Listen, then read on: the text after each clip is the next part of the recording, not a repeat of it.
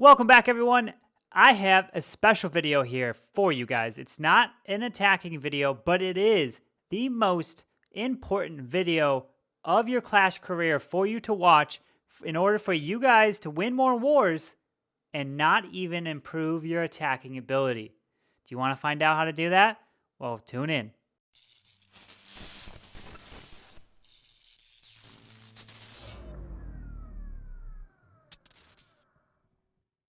All right, welcome back. So that is correct. You heard me right. I said your clan can win more wars without improving your attacking ability. Well, you ask me, how is that possible? How are we going to win more wars without improving our attacking ability? Well, it's simple. It's all about defenses.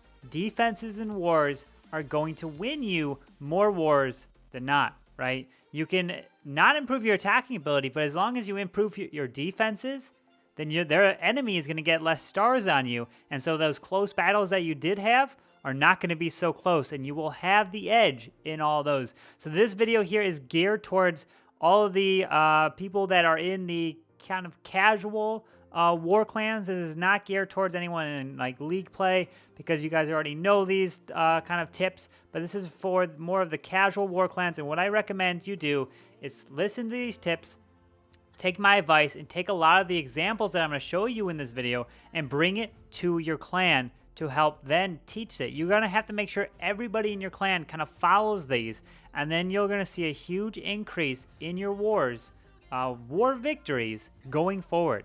So let's go ahead and start off here. So as you can see, I'm on my Town Hall 10.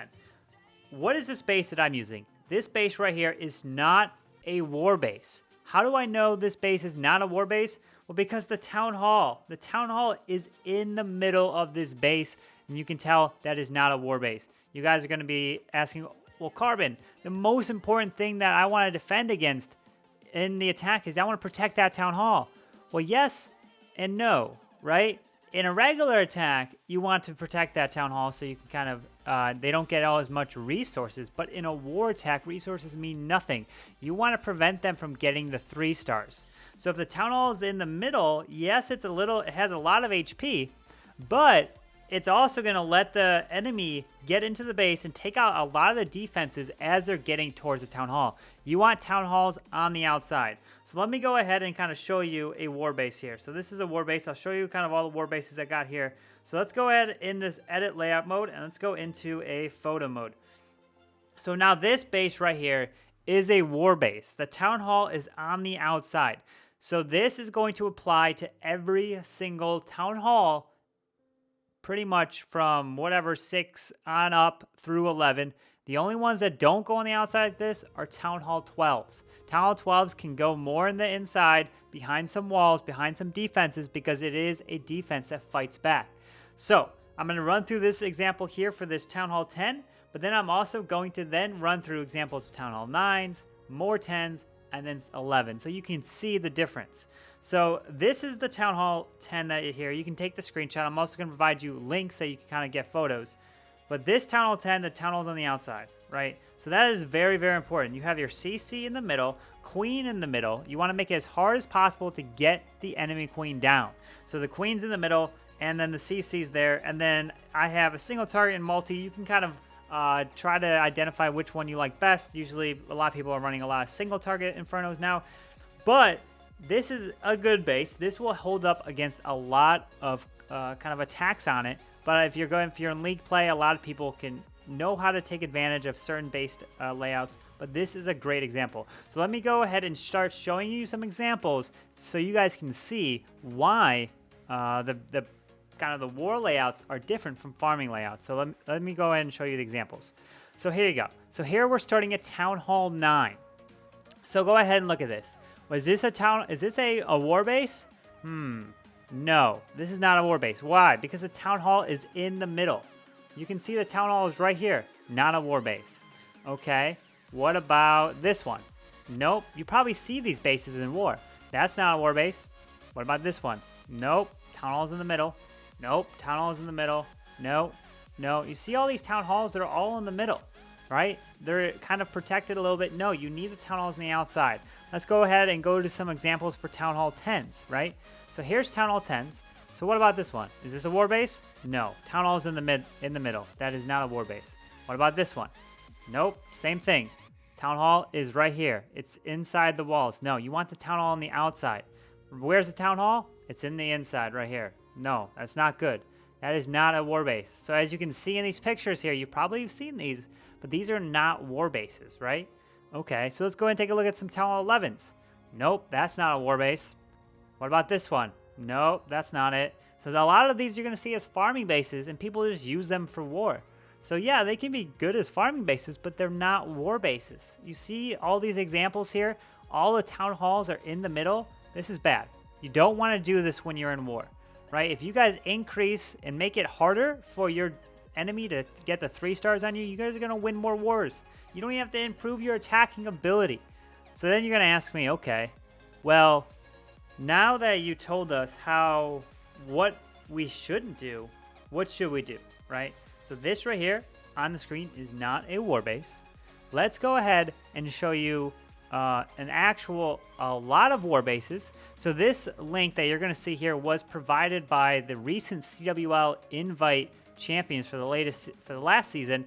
This was Dark Looter Z, and they posted all of their bases right here in this Google Drive link, which I will also have down in the description below, to all their bases with the traps and that they used in the championship, right?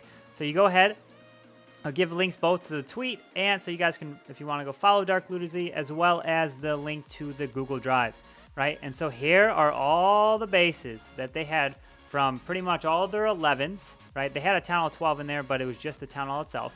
10s and 9s. There's a ton to pick from here. So look at these bases. What's in common with this base, right? Town Hall on the outside, right? So if I start scrolling through here, where's the Town Hall? It's on the outside. So you're going to start to see the kind of the trend that professionals use in their base designs, right? So all these examples here, the Town Hall is on the outside. This Town Hall is a little further in, but it's not inside, like inside these sections here. It's right here on the outside of that to make it a little bit difficult to get into. As you can see, look at all these Town Hall placements and these locations. The Town Halls are all on the outside as I'm scrolling through here. So you're going to have a ton of examples, and all you got to do is just get your clanmates to take a look at these pictures and just copy them. If you want to use a bunch of these pictures for your wars, feel free. Also, if you want to look up Google search, like anti-3-star Town Hall base layouts or something, if you find an example, make sure the Town Hall is on the outside. So you see all these Town Hall 9s. Let's go ahead and scroll up to the Town Hall 10s, right? Where's the Town Hall? All the way in the very corner. Look at that. Look at that. They're all on the outside. Nothing is in the middle for these professionally designed bases.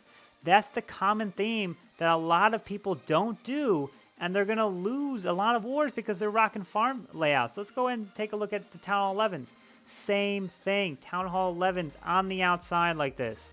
Just go ahead, look at these pictures. They were really nice to post all of these for you guys to take advantage of. And I mean, if you're in league play, obviously these bases are burnt. You wouldn't run these. But for anyone that's in the casual scene, casual wars that you're just doing farming wars or whatnot, and you guys want to win more wars, these bases are going to be wonderful for you guys. There's a ton of examples you guys can choose from and pick. And you guys want to kind of look how to find it? Well, let's go ahead. Let's go ahead to Google here, right? So we're going to type in Google, and then we're going to go right here, and we're going to type in Dark Looter Z War Bases. Already had it right there, right?